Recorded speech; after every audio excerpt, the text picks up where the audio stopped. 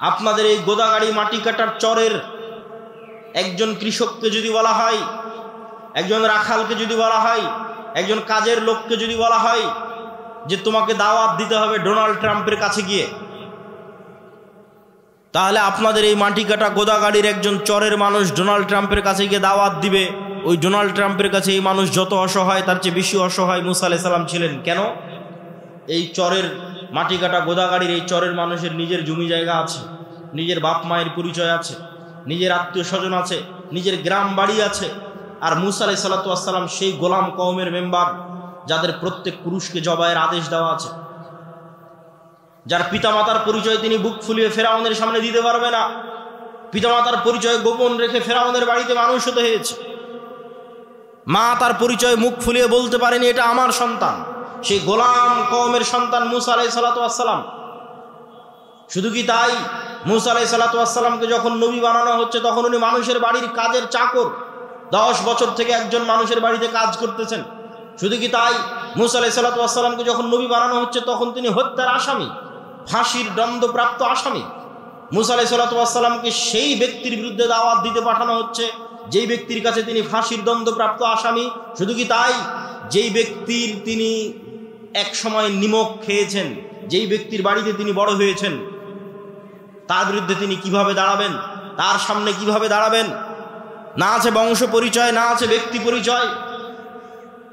সম্মানিত উপস্থিতি, মুসা আলাইহিস সালাম আজকের আমার এবং আপনার তুলনায়, আমি তো উদাহরণ দিয়েই বলে দিলাম যে আপনাদের যে কোনো একজন উঠে এখন তাকে বলা হচ্ছে যাও ডোনাল্ড ট্রাম্পের কাছে দাওয়াত দাও, এইটা আজকের দুনিয়াবি বৈষয়িক দিক থেকে যত অসম্ভব, মুসা আলাইহিস সালামের ফিরাউনের কাছে দাওয়াত দিতে যাওয়া ছিল তার চেয়ে বেশি অতুলনীয়, বেশি অসম্ভব। কিন্তু মুসা আলাইহিস সালাম পারলেন কিভাবে? মুসা আলাইহিস সালামের সফলতার রহস্য কোথায়? মুসা আলাইহিস সালামকে আল্লাহ বলেননি, মুসা এই যে জান্নাত থেকে একটা লাঠি নিয়ে আসলাম, এটা খুব ভয়ঙ্কর, ম্যাজেস্টিক, চমৎকার জাদুর লাঠি, এই লাঠি যদি তুমি ছাড়ো এই লাঠি সাপ হয়ে যাবে। জি না, দুনিয়াতে যত জাদুকর আছে, কবিরাজ আছে, যত সাপ খেলা দেখানো সাপুড়ে আছে, এদের নিজের প্রশিক্ষণ দেওয়া সাপ আর নিজের কাছে যত্নের সাথে রাখা পাথর আর লাঠি দিয়ে এদেরকে জাদু দেখাতে হবে। আপনি একটা দিবেন, সেটা দিয়ে পারবে না। তো মুসা আলাইহিস সালামকে আল্লাহ সুবহানাহু ওয়া তাআলা এটা বলেননি এই যে জান্নাত থেকে লাঠি নিয়ে এসে দিলাম এটা এখন সাপ হবে, আসমান থেকে এক বিশাল স্বর্ণের লাঠি নিয়ে এসে দিলাম এটা সাপ হবে। জি না, মুসা তুমি যেই লাঠি নিজে ব্যবহার করছো, সাধারণ একটা গাছের 10 বছর 15 বছর 20 বছর আগে যেই লাঠি কেটে তুমি কাড়াল বানিয়েছো, রাস্তা অতিক্রম করো, গর্ত অতিক্রম করো, আউড় এবং ধান শুকাও, সেই লাঠি, যে লাঠি তুমি ব্যবহার করছো, আমি যদি 5-10 বছর থেকে এই ফোন ব্যবহার করি, 15 বছর থেকে এই বই ব্যবহার করি আমার হাতে থাকে, তাহলে এই বই, আমার হাতে থাকা বই আজকে নতুন করে এসে কেউ দিচ্ছে না, এই নাও জান্নাত থেকে একটা বই দিলাম, এই বই এখন সাপ হয়ে যাবে। জি না, তুমি যেটা ব্যবহার করতেছো র্যান্ডমলি যেই লাঠি, সেই লাঠি আমি তোমার চোখের সামনে সাপ বানিয়ে দেবো। বলেন আল্লাহু আকবার। এটা হচ্ছে আল্লাহর শক্তি, যাতে মুসা আলাইহিস সালামের ইলমে ইয়াকিন হাসিল হয় গায়েবের উপর। এক খণ্ড কাদামাটি হাতে নিয়ে বিসমিল্লাহ বিইজনিল্লাহ বলে ফু দিলে ওই একদম মৃত কাদামাটি জীবন্ত পাখি হয়ে আকাশে উড়ে যেত। তাহলে আমার এবং আপনার বিশ্বাস মৃতকে জীবিত করা সম্ভব, আর ঈসা আলাইহিস সালাম বাস্তবে দেখছেন যে মৃতকে জীবিত করা সম্ভব। এই দুই ঈমানের মধ্যে পার্থক্য আছে। কিন্তু আল্লাহ সুবহানাহু ওয়া তাআলা আমাদের কাছে এটাই চান যে আমাদের বিশ্বাস ওই লেভেলের হোক যেটা ইয়াকিনের লেভেলে।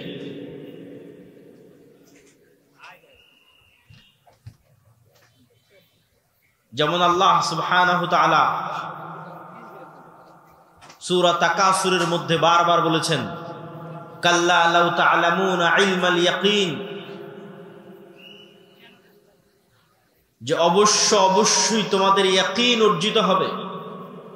লাতারাউন্নাল জাহিম, অবশ্যই তোমরা নিজ চোখে জাহান্নাম দেখবে। আজ শুধু তোমাদের বিশ্বাস আছে, আর একদিন নিজে চোখে সচক্ষে দেখবে। আমরা বিশ্বাস করি মানুষ মারা যাবে, যেই দিন নিজেই মারা যাবেন সেই দিন ইয়াকিন অর্জিত হবে। হাক্কাল ইয়াকিন, ইলমাল ইয়াকিন, যে মৃত্যু সত্য, কবর সত্য, পরকাল সত্য, জান্নাত সত্য, জাহান্নাম সত্য, ফেরেশতা সত্য। এই অদৃশ্যের বিষয়ের উপর যত সর্বোচ্চ লেভেলের ঈমান অর্জিত হবে, যত সর্বোচ্চ লেভেলের ইয়াকিন অর্জিত হবে, আপনার আমলে, আখলাকে, চিন্তায়, চেতনায় তত পরিবর্তন সাধিত হবে। এটাই ইসলামের ভিত্তি। এই ঈমান বিল গায়বে ইয়াকিন না থাকার কারণেই আজকে মুসলমানরা ইসলামের বাহ্যিক বিষয়গুলোর উপর তো ঠিকই আমল করছে, কিন্তু হৃদয়ে ঈমান প্রবেশ না করার কারণে তারা মুনাফিক অবস্থায় জীবন যাপন করছে। লাম্মা ইয়াদখুলুল ঈমানু ফি কুলুবিহিম, মুখে বলেছে আশহাদু আল্লা ইলাহা ইল্লাল্লাহ ওয়া আশহাদু আন্না মুহাম্মাদার রাসূলুল্লাহ, বাহ্যিকভাবে সালাত আদায় করেছে, বাহ্যিকভাবে সিয়াম পালন করেছে, বাহ্যিকভাবে হজ এবং উমরা পালন করেছে, কিন্তু লাম্মা ইয়াদখুলুল ঈমানু ফি কুলুবিহিম, কিন্তু এই যে ঈমান বিল গায়ব এখনো তাদের অন্তরে পরিপূর্ণরূপে প্রবেশ করেনি। পরিপূর্ণরূপে প্রবেশ না করার কারণে কত এসিল্যান্ড, ওসি, ডিসি, এসপি, মন্ত্রী, মিনিস্টার বেহিসাব যারা 5 ওয়াক্ত সালাত আদায় করে, শত শতবার উমরা আদায় করে, এরকম বিভিন্ন ইসলামী সম্মেলনের প্রধান অতিথি, বিশেষ অতিথি, মসজিদ মাদ্রাসার কমিটির মেম্বার, এমন কোনো দিনই কাজ নাই যে দিনই কাজের সাথে সে জড়িত নয়। কিন্তু যখন ওই সাব রেজিস্ট্রার তার অফিসে গিয়ে বসে, ওই ওমরাকারী সাব রেজিস্ট্রার, নামাজি সাব রেজিস্ট্রার যখন অফিসে বসে, তখন সে ঘুষ নেয় এবং সেই ঘুষের টাকা দিয়ে সে উমরা করে। এটাই হচ্ছে লাম্মা ইয়াদখুলুল ঈমানু ফি কুলুবিহিম। এটা হচ্ছে মুনাফিক, বাহ্যিকভাবে ইসলাম পালন করছে কিন্তু হৃদয়ে ঈমান ঢোকেনি। লা ঈমানা লিমান লা আমানাতা লাহু, ঈমান এবং খেয়ানত একসাথে এক অন্তরে, ঈমান এবং মিথ্যা একসাথে এক অন্তরে একত্রিত হতে পারে না। সম্মানিত উপস্থিতি, আর এটিই হচ্ছে আজকের মুসলমানদের সবচেয়ে বড় সমস্যা, যা আমি আমার বহু বক্তব্যে, গত 1-2 বছরের প্রায় সব বক্তব্যে বলা আছে, যে আজকের মুসলমানদের সবচেয়ে বড় সমস্যা যদি কয়েকটা থাকে, তাহলে আমি আব্দুল্লাহ আমার দৃষ্টিতে 2টা সমস্যা। 1, ঈমান বিল গায়বে বিশ্বাস নাই। 2, যেহেতু ঈমান বিল গায়বে বিশ্বাস নাই, সেহেতু দুর্নীতি, মিথ্যা, ধোঁকা মুসলমানদের রক্তে রক্তে মিশে আছে। দিনকে সেই ধোঁকার জন্যই তারা ব্যবহার করে। মুসলমানেরা যত বেশি পরিমাণে মিথ্যা ডকুমেন্ট দিয়ে, মিথ্যা কথা বলে, মিথ্যা দালালি করে যত বেশি পরিমাণে বিভিন্ন জায়গায় যুক্ত আছে, আমার জানা নাই পৃথিবীর আর কোনো দ্বিতীয় জাতি এত বেশি পরিমাণে মিথ্যার আশ্রয় নিয়ে, এত বেশি পরিমাণে দুর্নীতির আশ্রয় নিয়ে, এত বেশি পরিমাণে ধোঁকার আশ্রয় নিয়ে পৃথিবীতে কাজ করছে, আমার জানা নাই। আর এটি হচ্ছে মুসলমানদের গোলামির সবচেয়ে বড় কারণ। কেননা এই স্বভাবটাই গোলামির স্বভাব, এবং এই সেম স্বভাব বানু ইসরাইলের মধ্যে ছিল। বানু ইসরাইলেরা নবীর সন্তান, ইসহাক, ইব্রাহিম, ইয়াকুবের সন্তান। ইউসুফের ভাই, 11 ভাই, এবং ইউসুফ আলাইহিস সালাতু ওয়াস সালাম তাদের সন্তান, বেনিয়ামিনের সন্তান। কিন্তু নবীদের সন্তান হওয়ার পরেও তারা ধোঁকা, মিথ্যা, দুর্নীতিতে পারদর্শী ছিল, এবং এটি তাদের রক্ত মাংসের সাথে মিশে গেছিল।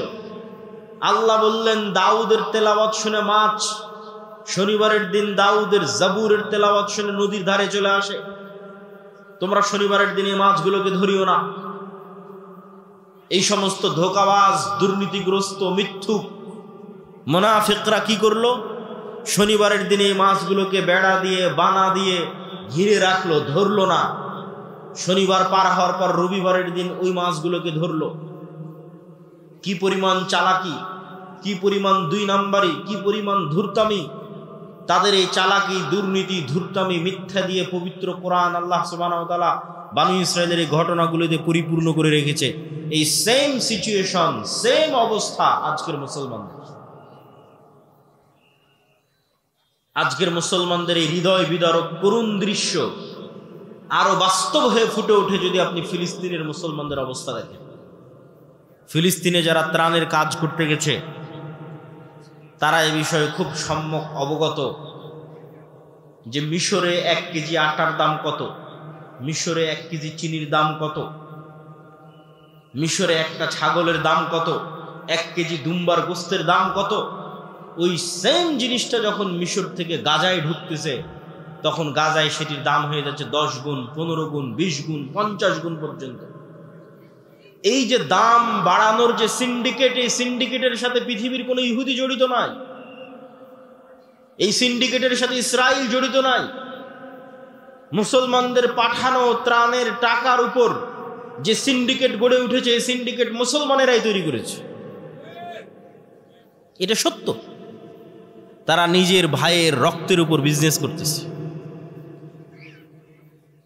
সম্মানিত উপস্থিতি, এই অবস্থা সারা বিশ্বের মুসলমানদের, যে মুসলমানদের মধ্যে নেতৃত্বের প্রকৃত গুণটা নাই, আর এই নেতৃত্বের প্রকৃত গুণ যেন তৈরি না হয় এই জন্য 2টা কালচার মুসলমানদের মধ্যে কন্টিনিউ রাখা আছে, যাতে মুসলমানেরা প্রকৃত নেতা হিসেবে কোনোদিন তাদের জন্ম না হতে পারে। প্রকৃত নেতা, নাম কাস্তে নেতা বলি, প্রকৃত নেতার জন্মগত গুণ, সে বলবে সত্য, করবে ন্যায়। যেই সত্যবাদী ন্যায়পরায়ণ সেই নেতা। পৃথিবীতে যেখানে যেখানে যে অবস্থায় আছে সে বাই ডিফল্ট জন্মগত আল্লাহর বাছাইকৃত নেতা, সত্যবাদী এবং ন্যায়পরায়ণ যদি হয়, আমানতদার যদি হয়। পৃথিবীর কোন নবী রাসূল মিথ্যুক অবস্থায়, দুর্নীতিবাজ, ধোঁকাগ্রস্ত অবস্থায় প্রেরিত হননি। জন্মগত সত্যবাদী, আমানতদার অবস্থায় প্রেরিত হয়েছেন। তাওহীদের দাওয়াত দিয়েছেন ওহী পাওয়ার পরে, কিন্তু জন্মগত এই গুণে তারা গুণান্বিত ছিলেন। কেন? এটা নেতার গুণ। তো মুসলমানদের মধ্যে যেন এই নেতৃত্বের গুণ তৈরি না হতে পারে, এই জন্য ডেমোক্রেটিক কালচার, গণতন্ত্রের কালচার মুসলমানদের মধ্যে দেওয়া আছে। কেন? গণতন্ত্র এমন এক কালচার যে এখানে এক দলের নেতা আর এক দলের নেতার বিরুদ্ধে মিথ্যা তো বলবেই। নিজ দলের একই আসনের মনোনয়ন প্রার্থী 1 জন, 5 জন, 10 জন নেতাও একই দলের নিজের আসনের প্রতিদ্বন্দ্বী মনোনয়ন প্রার্থীর বিরুদ্ধে মিথ্যা বলবে।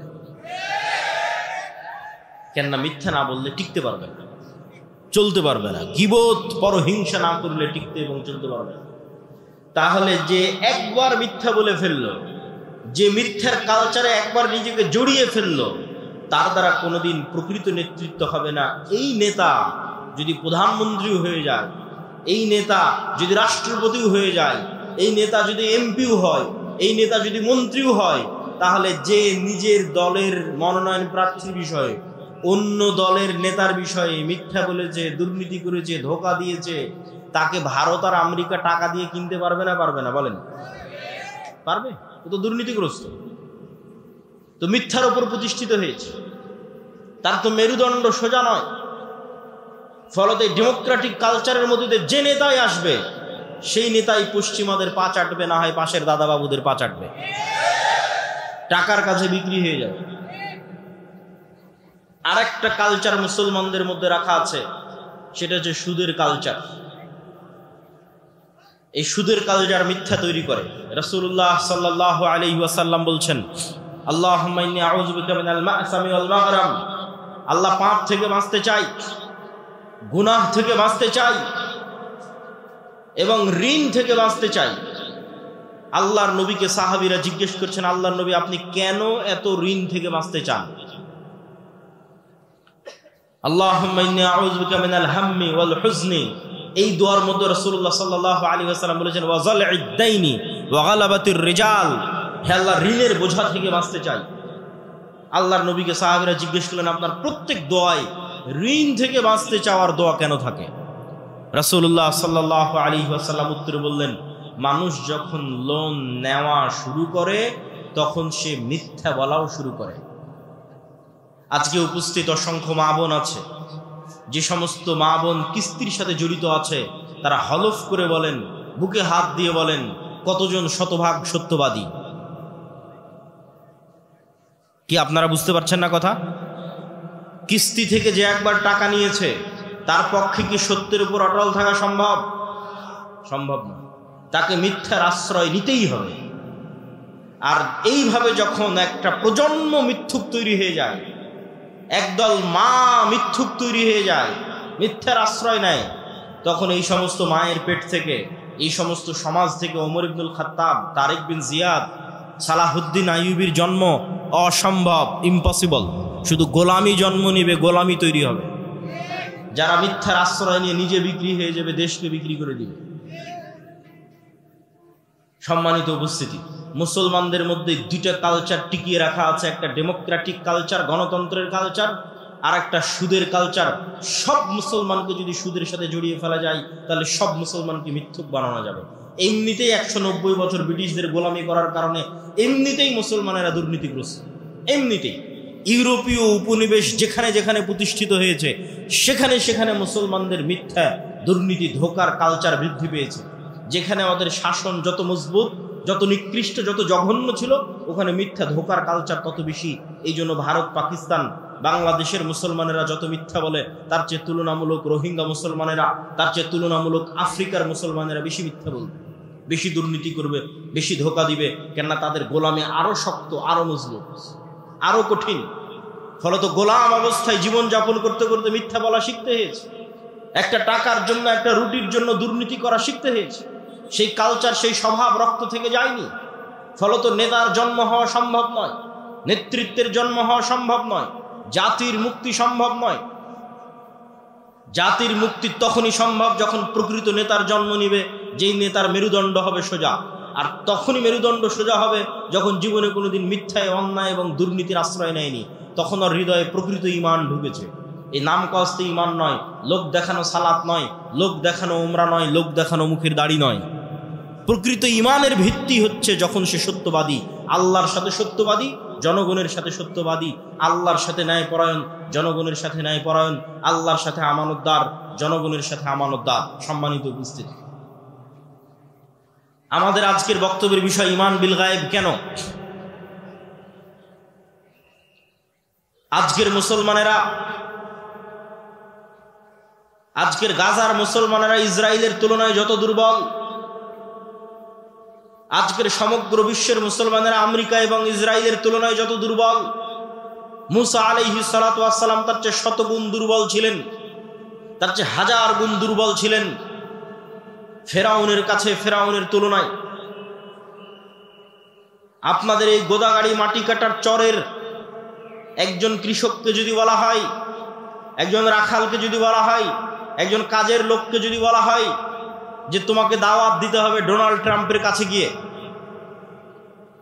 তাহলে আপনাদের এই মাটি কাটা গোদাগাড়ির একজন চরের মানুষ ডোনাল্ড ট্রাম্পের কাছে গিয়ে দাওয়াত দিবে। ওই ডোনাল্ড ট্রাম্পের কাছে এই মানুষ যত অসহায়, তার চেয়ে বেশি অসহায় মুসা আলাইহিস সালাম ছিলেন। কেন? এই চরের মাটি কাটা গোদাগাড়ির এই চরের মানুষের নিজের জমি জায়গা আছে, নিজের বাপ মায়ের পরিচয় আছে, নিজের আত্মীয় স্বজন আছে, নিজের গ্রাম বাড়ি আছে।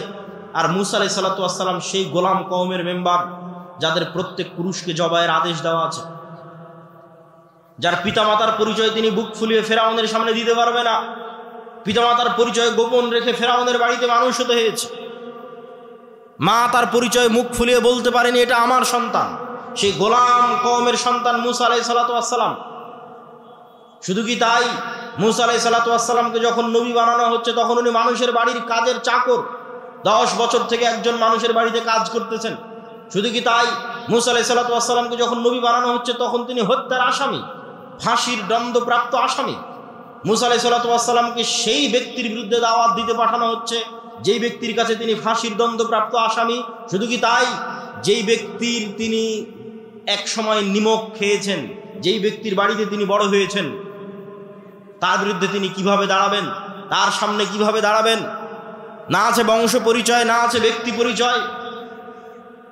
সম্মানিত উপস্থিতি, মুসা আলাইহিস সালাতু ওয়াস সালাম আজকের আমার এবং আপনার তুলনায়, আমি তো উদাহরণ দিয়েই বলে দিলাম যে আপনাদের যে কোনো একজন উঠে এখন তাকে বলা হচ্ছে যাও ডোনাল্ড ট্রাম্পের কাছে দাওয়াত দাও, এইটা আজকের দুনিয়াবি বৈষয়িক দিক থেকে যত অসম্ভব, মুসা আলাইহিস সালাতু ওয়াস সালামের ফিরআউনের কাছে দাওয়াত দিতে যাওয়া ছিল তার চেয়ে বেশি অতুলনীয়, বেশি অসম্ভব। কিন্তু মুসা আলাইহিস সালাম পারলেন কিভাবে? মুসা আলাইহিস সালাতু ওয়াস সালামের সফলতার রহস্য কোথায়? মুসা আলাইহিস সালাতু ওয়াস সালাম তখনই সম্ভব ফেরাউনের সামনে বুক ফুলিয়ে দাওয়াত দেওয়া যখন মুসা আলাইহিস সালাতু ওয়াস সালামের অন্তরে ঈমান বিল গায়েব ইয়াকিনের লেভেলে, যে চোখে যা দেখা যাচ্ছে তাই সব নয়, এর বাইরে আড়ালে গায়েব আছে, গায়েবী মদদ আছে, আল্লাহর ক্ষমতা, আল্লাহর অস্তিত্ব, আল্লাহর শক্তি, ফেরেশতার অস্তিত্ব, নূরের অস্তিত্ব, এগুলো সম্পর্কে যখন মুসা আলাইহিস সালাতু ওয়াস সালামের ইয়াকিন অর্জিত হবে, গায়েবের উপর যখন মুসা আলাইহিস সালামের ইলমে ইয়াকিন হাসিল হবে, তখন মুসা আলাইহিস সালামের কাছে এই বিশাল ফেরাউনের সাম্রাজ্য একটা ধূলিকণার চাইতেও, একটা পিঁপড়ার চাইতেও দুর্বল মনে হবে। এবং ওই ইলমে ইয়াকিন আল্লাহ মুসা আলাইহিস সালাতু ওয়াস সালামকে দিয়েছিলেন। কিভাবে দিয়েছিলেন? মুসা আলাইহিস সালাতু ওয়াস সালামকে আল্লাহ বলেননি, মুসা এই যে জান্নাত থেকে একটা লাঠি নিয়ে আসলাম, এটা খুব ভয়ঙ্কর, ম্যাজেস্টিক, চমৎকার জাদুর লাঠি, এই লাঠি যদি তুমি ছাড়ো এই লাঠি সাপ হয়ে যাবে। জি না, দুনিয়াতে যত জাদুকর আছে, কবিরাজ আছে, যত সাপ খেলা দেখানো সাপুরে আছে, এদের নিজের প্রশিক্ষণ দেওয়া সাপ আর নিজের কাছে যত্নের সাথে রাখা পাথর আর লাঠি দিয়ে এদেরকে জাদু দেখাতে হবে। আপনি একটা দিবেন, সেটা দিয়ে পারবে না। তো মুসা আলাইহিস সালাতু ওয়াস সালামকে আল্লাহ সুবহানাহু ওয়া তাআলা এটা বলেননি এই যে জান্নাত থেকে লাঠি নিয়ে এসে দিলাম এটা এখন সাপ হবে, আসমান থেকে এক বিশাল স্বর্ণের লাঠি নিয়ে এসে দিলাম এটা সাপ হবে। জি না, মুসা তুমি যেই লাঠি নিজে ব্যবহার করছো, সাধারণ একটা গাছের 10 বছর 15 বছর 20 বছর আগে যেই লাঠি কেটে তুমি কাড়াল বানিয়েছো, রাস্তা অতিক্রম করো, গর্ত অতিক্রম করো, আউড় এবং ধান শুকাও, সেই লাঠি, যে লাঠি তুমি ব্যবহার করছো, আমি যদি 5-10 বছর থেকে এই ফোন ব্যবহার করি, 15 বছর থেকে এই বই ব্যবহার করি, আমার হাতে থাকে, তাহলে এই বই, আমার হাতে থাকা বই আজকে নতুন করে এসে কেউ দিচ্ছে না, এই নাও জান্নাত থেকে একটা বই দিলাম, এই বই এখন সাপ হয়ে যাবে। জি না, তুমি যেটা ব্যবহার করতেছো র্যান্ডমলি যেই লাঠি, সেই লাঠি আমি তোমার চোখের সামনে সাপ বানিয়ে দেবো। বলেন আল্লাহু আকবার। এটা হচ্ছে আল্লাহর শক্তি, যাতে মুসা আলাইহিস সালাতু ওয়াস সালামের ইলমে ইয়াকিন হাসিল হয় গায়েবের উপর। সম্মানিত উপস্থিতি, তাহলে আজকের মুসলমানেরা পরাজিত কেন? ইলমে গায়েবে ইয়াকিন নাই। মুসা আলাইহিস সালাম বিজয়ী কেন? ইলমে গায়েবে ইয়াকিন ছিল। মুহাম্মদ সাল্লাল্লাহু আলাইহি ওয়াসাল্লাম থেকে শুরু করে, আবু বকর, ওমর, ওসমান, আলী থেকে শুরু করে, আমর ইবনুল আস, খালিদ ইবনুল ওয়ালিদ থেকে শুরু করে, উমাইয়া খেলাফত, আব্বাসী খেলাফত থেকে শুরু করে সালাহুদ্দিন আইয়ুবী হয়ে মুহাম্মদ আল ফাতেহের তুরস্ক বিজয় পর্যন্ত এমন কোন যুদ্ধে মুসলমানেরা বিজয় অর্জন করেনি যেই যুদ্ধে মুসলমানেরা শক্তিশালী ছিল। এমন একটা যুদ্ধ ইতিহাসের পাতা থেকে দেখানো যাবে না যেই যুদ্ধে মুসলমানেরা শক্তিশালী অবস্থায় বিজয়ী হয়েছে। সুলতান সালাহুদ্দিন আইয়ুবী যখন জেরুজালেমের মসজিদে আকসা বিজয় করে, তখন সুলতান সালাহুদ্দিন আইয়ুবীর চাইতে ইউরোপীয় ক্রুসেডাররা শতগুণে বেশি শক্তিশালী ছিল। সুলতান মুহাম্মদ আল ফাতেহ যখন তুরস্কের ইস্তাম্বুল বিজয় করে, তখন তুরস্কের রাজা বাদশারা, ইউরোপের রাজা বাদশারা সুলতান মুহাম্মদ আল ফাতেহের চাইতে বেশি শক্তিশালী ছিল। জহিরউদ্দিন বেরবাস যখন মিশরের মাটিতে হালাকু খাঁ চেঙ্গিস খাঁকে পরাজিত করে, তখন এই পুরো বিশ্বে হালাকু খাঁ চেঙ্গিস খানের চাইতে শক্তিশালী আর কেউ ছিল না। আব্বাসীয় খেলাফতের রাজধানী বাগদাদকে মাটির নিচে পিষে দিয়ে হালাকু খাঁ চেঙ্গিস খাঁ মিশর দখল করতে গেছে। পুরো পৃথিবীতে তাদের মোকাবেলা করবে এরকম কোনো শক্তি ছিল না। মুহাম্মদ সাল্লাল্লাহু আলাইহি ওয়াসাল্লাম যখন বদরে অবতীর্ণ হয়েছে, উহুদে অবতীর্ণ হয়েছে, খন্দকে অবতীর্ণ হয়েছে, তখন মুহাম্মদ সাল্লাল্লাহু আলাইহি ওয়াসাল্লামের চেয়ে মক্কার কাফের, কুরাইশ, মুশরিকরা কয়েক শতগুণ বেশি শক্তিশালী ছিল দুনিয়াবি অস্ত্রপাতি এবং সাজ সরঞ্জামের দিক থেকে। দাউদ আলাইহিস সালাতু ওয়াস সালামকে যেই দিন আল্লাহ জেরুজালেম বিজয়ের তৌফিক দিয়েছেন, সেই দিন দাউদ আলাইহিস সালাতু ওয়াস সালামের সাথে মাত্র 313 জন ছিল। সম্মানিত উপস্থিতি, তাহলে বিজয় শক্তি দিয়ে নয়, বিজয় ক্ষমতা দিয়ে নয়, বিজয় অর্জিত হয় গায়েবী মদদে। ওই গায়েবের উপরই যদি বিশ্বাস না থাকে, তাহলে আপনাকে মন্দির পাহারা দিয়ে ক্ষমতা দখল করতে হবে। আর যদি গায়েবের উপর বিশ্বাস থাকে, তাহলে শুধু বাংলাদেশের ক্ষমতা নয়, পুরো পৃথিবীর ক্ষমতা অর্জন করা যাবে। কেননা কোরআনে পুরো পৃথিবীর ক্ষমতা অর্জনের রাস্তা বলে দেওয়া আছে।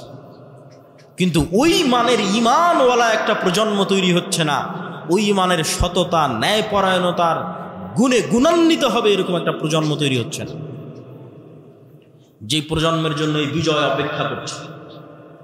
সেই প্রজন্ম তো আসতে হবে যাদেরকে আল্লাহ সুবহানাহু ওয়া তাআলা বিজয়ের জন্য মনোনীত করেছে। সেই প্রজন্ম তো তৈরি হতে হবে যাদের হাতে আল্লাহ সুবহানাহু ওয়া তাআলা বিজয় লিখে রেখেছে। সম্মানিত উপস্থিতি, আজকে আমরা ঈমান বিল গায়বের একটা অংশের উপর আলোচনা করব, আল ঈমান বিল মালাইকা, ফেরেশতাদের উপর ঈমান। ফেরেশতাদের অস্তিত্ব, ফেরেশতাদের ক্ষমতা, ফেরেশতাদের উপস্থিতি, ফেরেশতাদের কাজ। আজকে আমরা এবং আপনারা এখানে উপস্থিত আছি, এটা যতটুকু সত্য তার চেয়ে বেশি সত্য ফেরেশতাদের অস্তিত্ব। এইটার মতো নয়, এটার চেয়ে বেশি। আপনি যদি আপনার পিতামাতার সন্তান হন, তাহলে আপনার পিতামাতার অস্তিত্ব আপনার কাছে যত সত্য, আর আপনার পিতামাতার কাছে আপনি সন্তান হিসেবে সন্তানের অস্তিত্ব যত সত্য, তার চেয়ে বেশি সত্য আপনার সাথে আপনার পিতামাতার সাথে ফেরেশতা আছে। এটা বেশি সত্য। কেন বেশি সত্য?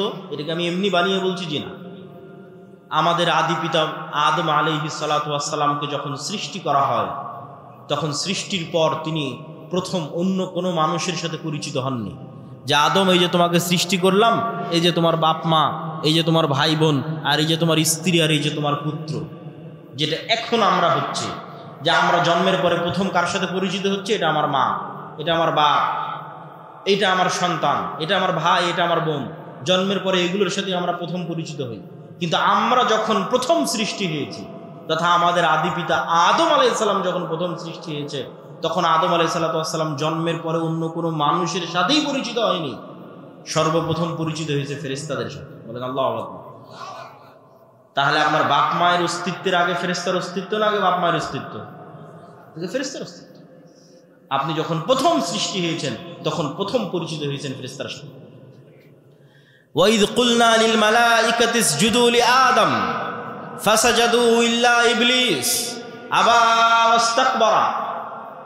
ওয়াইদ ক্বালা রাব্বুকা লিল মালাইকাতি ইন্নী জাইলুন ফিল আরদি খলিফা ক্বালু আতাজআলু ফীহা মান ইফসিদু ফীহা ওয়া ইয়াসফিকুদ দিমা। আল্লাহ ফেরেশতাদের ডাক দিয়ে বললেন, কোরআনে আল্লাহ বলছেন, মানুষ সৃষ্টির ঘটনা শুরুই ফেরেশতা দিয়ে। আল্লাহ ফেরেশতাদের ডাক দিয়ে বললেন, ইন্নী জাইলুন ফিল আরদি খলিফা, আমি পৃথিবীতে মানুষ সৃষ্টি করতে চাই। ফেরেশতারা উত্তরে বলল, আতাজআলু ফীহা মান ইফসিদু ফীহা ওয়া ইয়াসফিকুদ দিমা, আপনি কি পৃথিবীতে এমন জাতি তৈরি করবেন যারা ফিতনা তৈরি করবে, রক্ত প্রবাহিত করবে, ফাসাদ তৈরি করবে? আমরা তো আপনার তাসবিহ তাহলিল করার জন্য আছি। আল্লাহ বললেন, আমি যা জানি তোমরা তা জানো না। তারপরে যখন আদম সৃষ্টি করা হয়ে গেল, আল্লাহ সুবহানাহু ওয়া তাআলা আদমকে যখন সকল জ্ঞান দিয়ে দিলেন, তারপরে ফেরেশতাদের সামনে যখন প্রমাণ করে দিলেন আদম জ্ঞানে শ্রেষ্ঠ তোমাদের চাইতে, তখন এবার আল্লাহ ফেরেশতাদের বলছেন যে, ফেরেশতারা তোমরা সবাই আদমকে সিজদা করো। সম্মানিত উপস্থিতি, তাহলে এই যে আদম আলাইহিস সালাতু ওয়াস সালাম সৃষ্টি হওয়ার পর প্রথম ভিন্ন জগতের দুইটা প্রাণীর সাথে পরিচিত হয়েছে। এই ভিন্ন জগতের দুই প্রাণী সম্পর্কে জানাই এই পৃথিবীর গেম এবং খেলা জানার আসল রিয়ালিটি। এই দুই ভিন্ন জগতের প্রাণীর, একটা শয়তান, একটা ফেরেশতা। আপনাকে আল্লাহ সুবহানাহু ওয়া তাআলা যেই খেলা খেলতে পাঠিয়েছে, ওই খেলার যদি নিয়ম কানুন না জানেন, তাহলে খেলে লাভ নাই, খেলতে পারবেন না। যখন ক্রিকেটের মাঠে খেলতে যাবেন, তখন কিভাবে বল করলে ওয়াইড হয়, নো হয়, ছক্কা হয়, ফোর হয়। আর ফুটবল খেলতে গেলে ফাউল হয়, প্লান্টিং হয়, আউট হয়। এই যদি নিয়ম না জানা থাকে, তো প্লেয়ার খেলতে পারবে না। তো আমরা যে এই পৃথিবীতে আছি, এই পৃথিবীতে আমাদের পাঠানোর যে ঘটনা আল্লাহ কোরআনে তুলে ধরেছে, আল্লাহ সুবহানাহু ওয়া তাআলা পৃথিবীতে পাঠানোর যে ঘটনা তুলে ধরেছে, সেটার মধ্যে পৃথিবীর গেম, সিক্রেট যে গেম, যে খেলা, ওটা লুকিয়ে আছে। সেটা যুক্তই আছে অদৃশ্য দুই প্রাণীর সাথে, একটা শয়তান, একটা ফেরেশতা। মানুষের সাথে যুক্তই নাই। আল্লাহ বর্ণনাই শুরু করেছেন এইভাবে। ইবলিস শত্রু হয়ে গেল। আল্লাহ সুবহানাহু ওয়া তাআলা, কুলনা হবিতু বা'দুকুম লিবা'দিন আদু। আল্লাহ সুবহানাহু ওয়া তাআলা বলেন, আজকে তোমরা নেমে যাও, আসমান থেকে নেমে যাও, জান্নাত থেকে নেমে যাও। আজ থেকে তোমরা একজন আর একজনের শত্রু। ফাইম্মা ইয়াতিয়ান্নাকুম মিন্নি হুদান ফামান তাবিআ হুদায়া ফালা খাউফুন আলাইহিম ওয়ালা হুম ইয়াহজানুন। তোমরা একজন আর একজনের শত্রু, তবে আমার পক্ষ থেকে হেদায়েত আসবে, হেদায়েতের নূর আসবে। এই নূর দিয়ে যাদের কলব আলোকিত হবে, যাদের হৃদয় এই নূরের আলোতে আলোকিত হবে, তাদের জন্য এই শয়তান কোনো ক্ষতি করতে পারবে না। আর যাদের কালব এই নূরের আলোয় আলোকিত হবে না, এই শয়তান তাদের সবচেয়ে বড় শত্রু, আদুউম মুবিন, সবচেয়ে বড় শত্রু। আর একমাত্র প্রকৃত বন্ধু হচ্ছে ফেরেশতা, আর একমাত্র শত্রু হচ্ছে শয়তান। যে আপনার নামে মিথ্যা অপবাদ দিয়েছে, জমি দখল করে নিয়েছে, টাকা মেরে নিয়েছে, ওর চেয়ে বড় শত্রু শয়তান। আর যে আপনার সাথে রাত দিন আড্ডা দিচ্ছে, আপনাকে বিড়ি সিগারেট খাওয়ার দাওয়াত দিচ্ছে, ওর চাইতে আপনার হিতাকাঙ্ক্ষী প্রকৃত বন্ধু হচ্ছে ফেরেশতা। এই দুইটা সম্পর্কে জানাই হচ্ছে এই পৃথিবীর গেমের আসল রহস্য। খেলতে পারবেন ভালো যদি জানা থাকে। এই জন্য গায়েব সম্পর্কে জ্ঞান অর্জন করতে হবে। গায়েবের জ্ঞান ওহির মাধ্যমে সম্ভব। সম্মানিত উপস্থিতি, আমাদের আলোচ্য বিষয় ঈমান বিল মালায়েকা, ফেরেশতা। ফেরেশতারা নূরের তৈরি। নূর অন কাইন্ড অফ লাইট, এক প্রকারের আলো যা পৃথিবীতে বিরাজমান অস্তিত্বশীল। ঠিক এই আলো যেমন পৃথিবীতে বিরাজমান অস্তিত্বশীল, সূর্যের আলো যেমন বিরাজমান অস্তিত্বশীল, নূরের আলো পৃথিবীতে বিরাজমান অস্তিত্বশীল। তবে নূরের আলো সূর্যের আলো নয়। নূরের আলো এই লাইট, বৈদ্যুতিক লাইটের আলো নয়। এটা এক প্রকারের আলো যা পৃথিবীতে অস্তিত্বশীল, যেমন সূর্যের আলো অস্তিত্বশীল, যেমন এই লাইটের আলো অস্তিত্বশীল। এবং এই নূর মানুষের কালবে তৈরি হয়, কানে তৈরি হয়, চোখে তৈরি হয়, মানুষের ডানে বামে সামনে নিচে উপরে সর্বত্র নূর তৈরি হয়। মানুষের আমল নূর তৈরি করে। কোরআন নূর, দ্বীন ইসলাম নূর। এই নূর সম্পর্কে রাসূলুল্লাহ সাল্লাল্লাহু আলাইহি ওয়াসাল্লাম বলছেন, আল্লাহুম্মা আউযু বিনূরি ওয়াজহিকাল্লাযী আশরাকাত লাহুদ দুলুমাত ওয়া সালুহা আলাইহি আমরুদ দুনিয়া ওয়াল আখিরাহ। হে আল্লাহ, আপনার চেহারা যেই নূর দিয়ে ঢাকা আছে, সেই নূরের দোহাই দিয়ে আপনার কাছে পরিত্রাণ চাচ্ছি, যেই নূরের উপর আসমান এবং জমিনের সকল কাজ একটা আর একটার সাথে কানেক্টেড, যেই নূরের মাধ্যমে। হিজাবুহুন নূর লাউ কাশাফাহু লাহরাকাত সুবহাত ওয়াজহি। আল্লাহর চেহারার পর্দা হচ্ছে নূর। আল্লাহ এবং সৃষ্টিজীব, আল্লাহ এবং আসমান জমিন, এই দুইটার মধ্যে আর হিসেবে, পার্থক্যকারী হিসেবে সারা আসমান এবং জমিনে বিরাজমান আছে নূর। এটাই গায়েব। যদি এই নূরের পর্দা সরিয়ে নেওয়া হতো, লাউ কাশাফাহু লাহরাকাত সুবহাত ওয়াজহি, তাহলে আল্লাহর চেহারার তাজাল্লিতে আসমান এবং জমিন জ্বলে পুড়ে ছারখার হয়ে যেত। এই নূর সম্পর্কে রাসূলুল্লাহ সাল্লাল্লাহু আলাইহি ওয়াসাল্লাম বলেন, আল্লাহুম্মা জাআল ফি কলবি নূরা। হে আল্লাহ, আমার হৃদয়ে নূর তৈরি করে দেন। ওয়া ফি সামঈ নূরা, আমার কানে নূর তৈরি করে দেন। ওয়া ফি বাসরি নূরা, আমার চোখে নূর তৈরি করে দেন। আমার সামনে পিছনে ডানে বামে সর্বত্র নূর তৈরি করে দেন। তাহলে নূর এমন একটা অস্তিত্বশীল বিষয় যা তৈরি হতে পারে। আপনার চোখের পাওয়ার যেমন ধরা পড়ে, বাস্তবে তো ধরা পড়ে না। বাস্তবে তো দেখলে চোখ ঠিকই আছে, কিন্তু মেশিনে দেওয়ার পর যখন ধরা পড়ে যে চোখের পাওয়ার কমে গেছে, কাজের বাস্তবায়নে যখন অনুভূতি দেখেন যে না আমি কম দেখতে পাচ্ছি, তো আপনার চোখের পাওয়ারের কম বেশি যেমন সত্য, আপনার চোখে নূর আছে অথবা নাই এটা তার চেয়ে বেশি সত্য।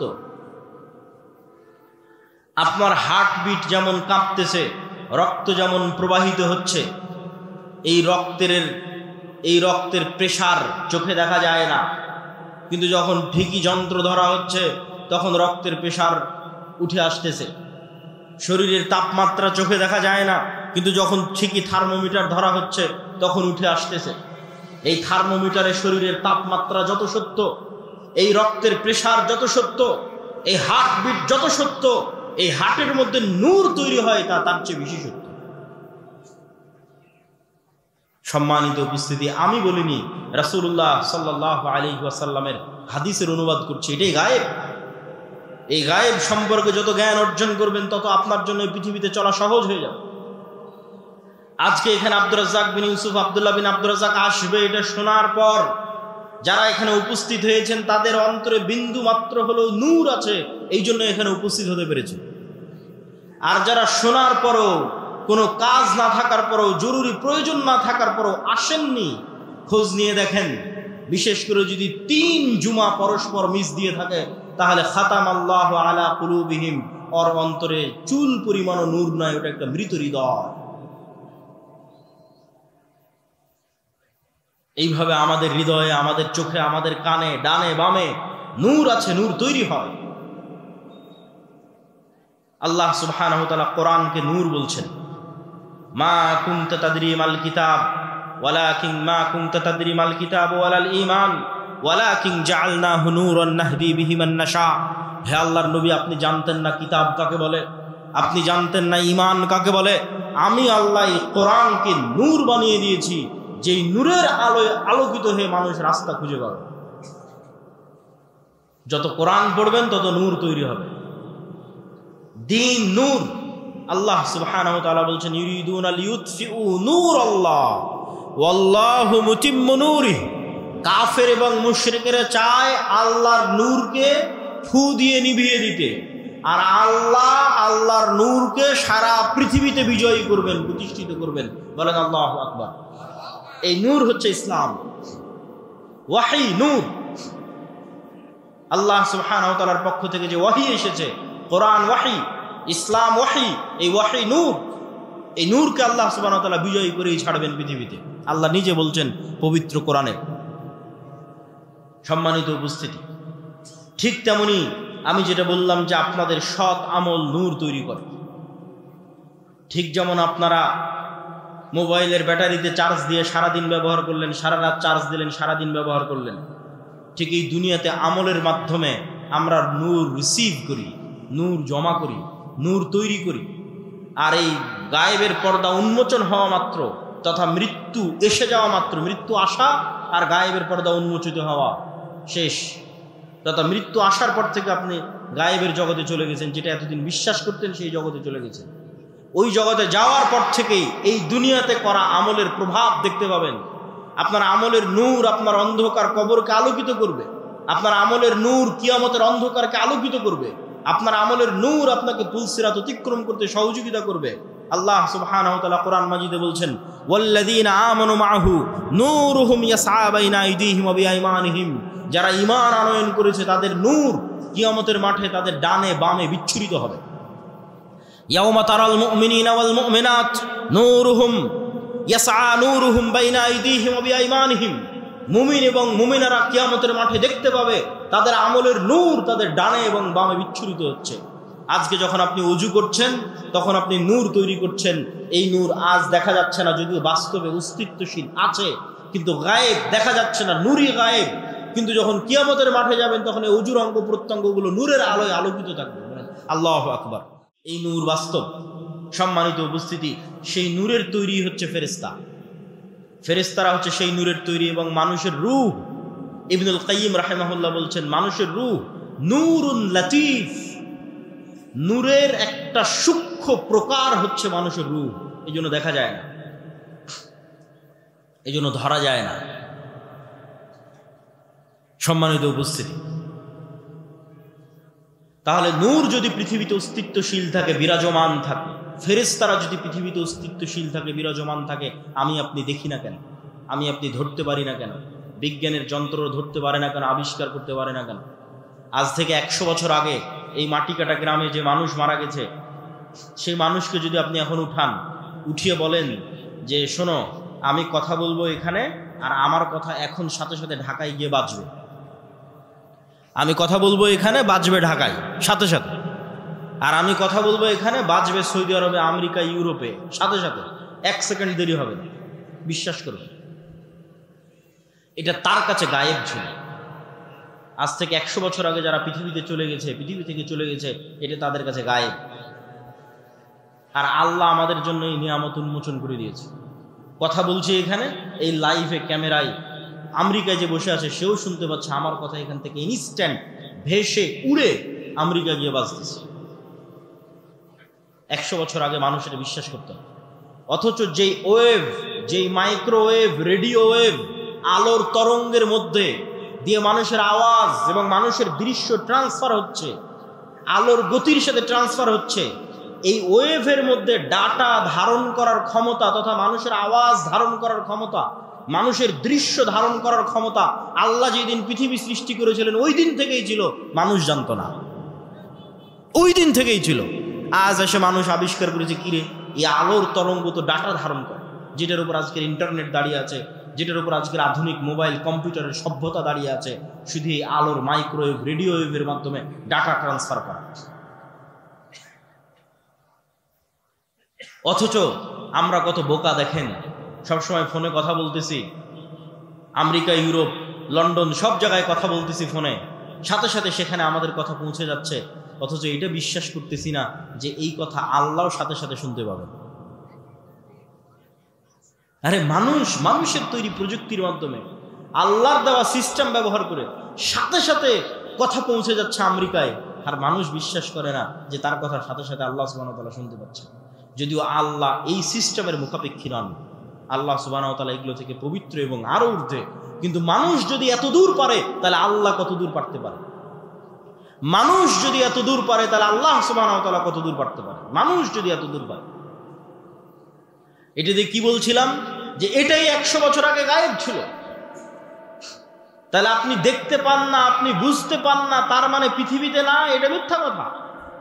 আজ থেকে 100 বছর আগে একটা মানুষ যদি বলে থাকে কথা এখানে বলবো বাঁচবে আমেরিকায়, এটা অসম্ভব, তাহলে এটা মিথ্যা কথা। কেন? তার জ্ঞানের স্বল্পতার কারণে সে জানতো না, জ্ঞানের স্বল্পতার কারণে সে বুঝতো না। তাহলে যা জানেন না, যা বুঝেন না, যা দেখেন না, তা বাস্তবে না, এটা মিথ্যা।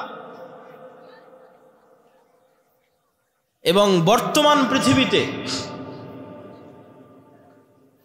এমনও উদাহরণ দেওয়া সম্ভব যেই উদাহরণগুলো আপনাকে বুঝতে সহযোগিতা করবে যে না, পৃথিবীতে এখনো এমন কিছু আছে যা মানুষ জানতে পারে না, মানুষের বিজ্ঞানও জানতে পারে না।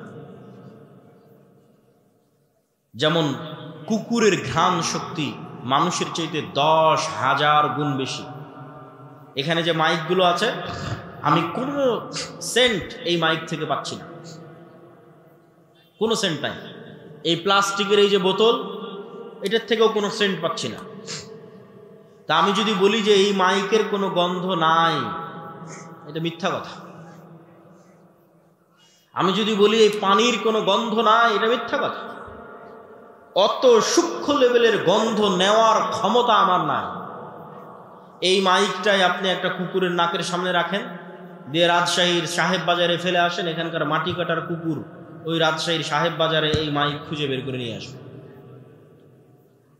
শুধু কি তাই, একটা ক্যান্সার সেলের পর্যন্ত গন্ধ, ক্যান্সারের কোষের পর্যন্ত গন্ধ কুকুর ধারণ করতে পারে।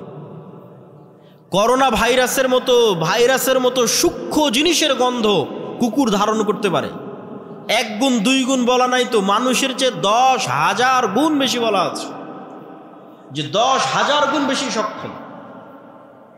মানুষ এখনো এই লেভেলের কোনো যন্ত্র আবিষ্কার করতে পারেনি, এই জন্য মানুষ কুকুরকেই কাজে লাগায়। তাহলে পৃথিবীতে এমনও গন্ধ বিরাজমান, যেই গন্ধ মানুষ নিতে পারে না, যেই গন্ধ মানুষের তৈরি যন্ত্র নিতে পারে না, কিন্তু আল্লাহর সৃষ্টিজীব নিতে পারে, এমন গন্ধ পৃথিবীতে বিরাজমান। ঠিক এমন আওয়াজ পৃথিবীতে বিরাজমান। আজকে আমি যেখানে দাঁড়িয়ে বক্তব্য দিচ্ছি, এর আশেপাশে যদি কোনো পিঁপড়া চলমান থাকে, ওই পিঁপড়ার আওয়াজ আমি শুনতে পাচ্ছি না। এই রেকর্ডার, দামি রেকর্ডারও যদি ওই পিঁপড়ার কাছে লাগিয়ে দেওয়া হয়, তো এই রেকর্ডার ওই পিঁপড়ার আওয়াজ ধরতে পারবে না। কিন্তু আমি যদি বলি ওই পিঁপড়ার হাঁটার কোনো আওয়াজ নাই, এটা মিথ্যা কথা। ওই পিঁপড়ার হাঁটার যে আওয়াজ আছে, সাপের চলার যে আওয়াজ আছে, যত সূক্ষ্ম লেভেলের আওয়াজ হতে পারে, সে আওয়াজ মানুষ ধরতে না পারলেও, মানুষের তৈরি যন্ত্র ধরতে না পারলেও আল্লাহর আরাক সৃষ্টিজীব ধরতে পারে। যেমন বিজ্ঞানীরা হাতির কথা বলেছে যে তার শ্রবণ শক্তি সবচেয়ে সূক্ষ্ম। তাহলে কবরের আযাব হচ্ছে, আপনি শুনতে পান না, তার মানে হচ্ছে না? কি বলেন? আপনি শুনতে পাচ্ছেন না, এই জন্য কবরের আযাব হচ্ছে না? এটাই গায়েব। তাহলে আমরা কি বলছি? আমরা বলছি পৃথিবীতে এমনও গন্ধ আছে যা মানুষ পায় না, মানুষের তৈরি যন্ত্র পায় না। এমনও আওয়াজ আছে যা মানুষ পায় না, মানুষের তৈরি যন্ত্র পায় না। এবার আসেন, এমনও আলো আছে যেটা আমরা প্রমাণ করতে চাচ্ছি। এমনও আলো আছে যা মানুষ দেখে না, মানুষের তৈরি যন্ত্র দেখে না, কিন্তু আল্লাহর সৃষ্টিজীব দেখে। রাসূলুল্লাহ সাল্লাল্লাহু আলাইহি ওয়াসাল্লাম বলেন, ইজা সামি'তুম সাইহাতাদ দিকা, যখন তোমরা মোরগের আওয়াজ শোনো তখন আল্লাহর কাছে কল্যাণের দোয়া করো, কেননা মোরগ রাআতিল মালাইকা, ফেরেশতার যে নূর, যেই নূরের আলো মানুষের চোখ ধরতে পারে না, যেই নূরের আলো মানুষের তৈরি যন্ত্র ধরতে পারে না, সেই নূরের আলো আল্লাহর সৃষ্টিজীব মোরগ দেখতে পায়। বলেন আল্লাহু আকবার। তাহলে ফেরেশতা অস্তিত্বশীল, নূর অস্তিত্বশীল, প্রমাণ আল্লাহর সৃষ্টিজীব। রাসূলুল্লাহ সাল্লাল্লাহু আলাইহি ওয়াসাল্লাম বলছেন, যখন তোমরা দেখো গাধা ডাকে, যখন তোমরা দেখো কুকুর ডাকে, তখন আল্লাহর কাছে শয়তান থেকে বাঁচতে চাও, কেননা গাধা এবং কুকুর শয়তানের আলো দেখতে পায়। শয়তানের আলো কিন্তু ভিন্ন আলো, এটা আগুনের তৈরি আলো। ফেরেশতারটা নূর, এটা সরাসরি গায়েবী নূরের সাথে সম্পৃক্ত। আর শয়তানেরটা আমরা যেমন দুনিয়ার মাটি থেকে তৈরি, এরকম শয়তানেরটা আগুন থেকে তৈরি, সেটা আর এক ভিন্ন লেভেলের আলো। এই জন্য মোরগ যেটা দেখতে পায় ওটা কুকুর দেখতে পায় না, কুকুর যেটা দেখতে পায় ওটা মোরগ দেখতে পায় না। আর এই যে একজনের আর একজনের সাথে বৈচিত্র্য, এটা অস্বাভাবিক কাল্পনিক কিছু না, এটা বাস্তব। আপনি আজকে আমাকে যেমন দেখছেন, আমি কতটুকু লম্বা, কতটুকু মোটা চিকন, চেহারা কেমন, কতটুকু দাড়ি, সাদা না কালো, এটা দেখে আপনি আমাকে চিনতেছেন। পৃথিবীর কোনো সৃষ্টিজীব মানুষকে এভাবে চেনে না, কুকুরও আপনাকে এভাবে চেনে না। কুকুর তো মাত্র দুটো আলো দেখতে পায়, ও কিভাবে দেখবে আপনি সাদা না কালো? কিভাবে দেখবে আপনি কতটুকু লম্বা, কতটুকু মোটা? ওটা ধারণ করার ক্ষমতা কুকুরের নাই, কুকুরের ভিন্ন লেভেলের দেখার ক্ষমতা। তাহলে কুকুর চিনে কেমনে এটা আপনি? গন্ধ দিয়ে চিনে যে এটা আপনি। এরকম আপনি যদি একটা বন্ধকার ঘরের মধ্যে, একটা ঘেরা ঘরের মধ্যে যদি একটা পাখি ছেড়ে দেন, তাহলে পাখি খুঁজে পাবে না কোথায় জানালা। এখানে একবার বাড়ি খাবে, এখানে একবার বাড়ি খাবে, এখানে একবার বাড়ি খাবে। কেন? পাখি যতটুকু দেখে, আপনি যেভাবে দেখেন পাখি ওভাবে দেখতে পায় না। প্রত্যেকের দেখার সীমাবদ্ধতা, শোনার সীমাবদ্ধতা, জ্ঞানের সীমাবদ্ধতা আল্লাহ সুবহানাহু ওয়া তাআলা তৈরি করে দিয়েছেন। এখন পাখি যদি বলে যে না এই ঘরে কোনো জানালা নাই, তাহলে এটা যেমন মিথ্যা। মানুষ যদি বলে এই পৃথিবীতে ফেরেশতার অস্তিত্ব নাই, এটা তেমনই মিথ্যা। এটা দেখার কম বেশির উপর নির্ভর করে।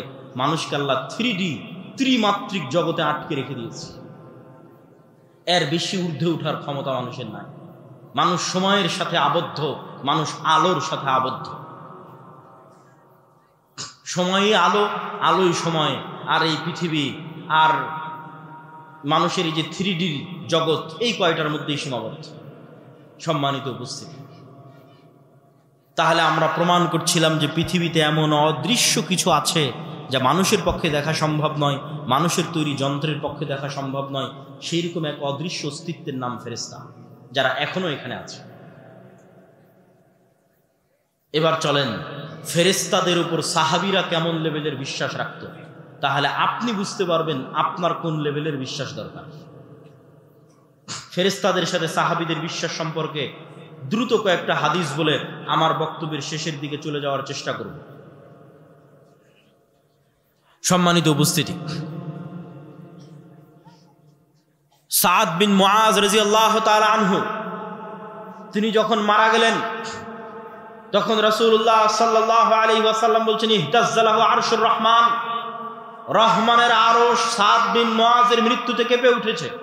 ওয়া ফুতিহাত লাহু আবওয়াবুস সামা, আসমানের দরজাগুলো সাদ বিন মুআজের জন্য খুলে দেওয়া হয়েছে।